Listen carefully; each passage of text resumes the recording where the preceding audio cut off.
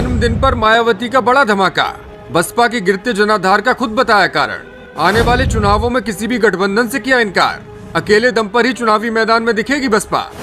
देखिए मायावती ने आज क्या क्या कहा और क्यों भाजपा और सपा दोनों के नेता आए टेंशन में। बसपा सुप्रीमो मायावती ने आज अपना 67वां जन्मदिन मनाया।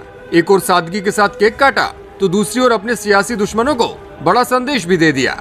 आइए इस खबर में आपको बताते हैं कि बहन जी ने क्या क्या बड़े ऐलान किए हैं। मायावती ने आज पहले तो ये बताया कि आखिर बसपा का जनाधार किस कारण से गिरता हुआ नजर आ रहा है, और फिर आने वाले चुनावों में गठबंधन को लेकर अपनी रणनीति का साफ खुलासा भी कर दिया।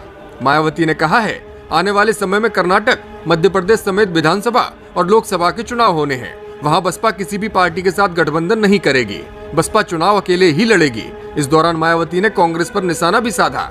उन्होंने कहा, कांग्रेस ने बसपा से गठबंधन करने का भ्रम लोगों में फैलाना शुरू कर दिया है, लेकिन ऐसा नहीं है। हम बिना गठबंधन के ही चुनाव लड़ेंगे। खराब अनुभवों को ध्यान में रखते हुए बसपा ने आगे विधानसभा और लोकसभा चुनाव अकेले दम पर लड़ने का फैसला किया है।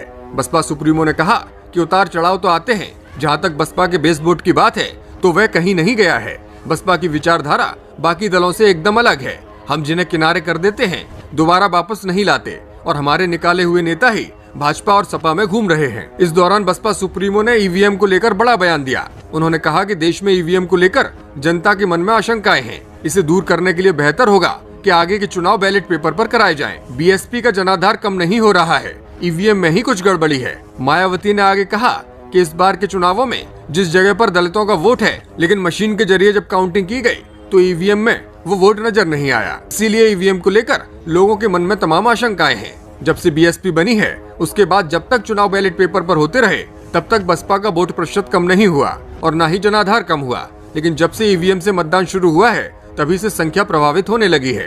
कुछ न कुछ गड़बड़ जरूर है। उन्होंने कहा कि मैं अपने लोगों से कहती हूँ कि आप सब मिलकर प्रयास करें। जहाँ से ये ईवीएम का सिस्टम शुरू हुआ था उस देश में भी इसे खत्म कर दिया गया है। ये सिर्फ मशीनों का कमाल है।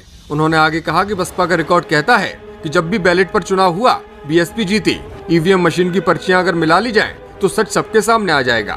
हम जो कह सकते थे, जो कर सकते थे वो हमने किया, लेकिन चुनाव आयोग ने हमारी नहीं मानी। हम तो ये चाहते हैं कि बैलेट पेपर पर ही चुनाव हो, लेकिन चुनाव आयोग इस पर कोई निर्णय नहीं ले रहा। सुप्रीमो ने इस दौरान मुस्लिमों को भी अपना संदेश देने की कोशिश की। उन्होंने कहा, देश के अल्पसंख्यक समाज के लोगों को याद दिलाना जरूरी है। अम्बेडकर कहते थे, हम लोगों को अपने खुद के पैरों पर खड़ा होना है, भाईचारा बनाकर रखना है, सत्ता की चाबी अपने हाथों में लेनी होगी। उन्होंने कहा कि जातिवादी लोगों के चलते हमारे लोगों का हक छीना गया। आरक्षण को लेकर सभी दल, फिर चाहे वह कांग्रेस हो, बीजेपी या फिर सपा, कोई ईमानदार नहीं रही है। सपा सरकार ने SC/ST का पदोन्नति में आरक्षण नहीं होने दिया और संसद में पर्चा तक फाड़ दिया था। बसपा की सरकार में ही SC/ST को उनका हक दिया गया था। मायावती ने अपने समर्थकों को एक भावुक संदेश भी दिया। उन्होंने कहा, उपेक्षित वर्ग के लोगों को बसपा को सत्ता में लाना होगा, तभी बाबा साहब के कानूनों का लाभ मिल सकता है।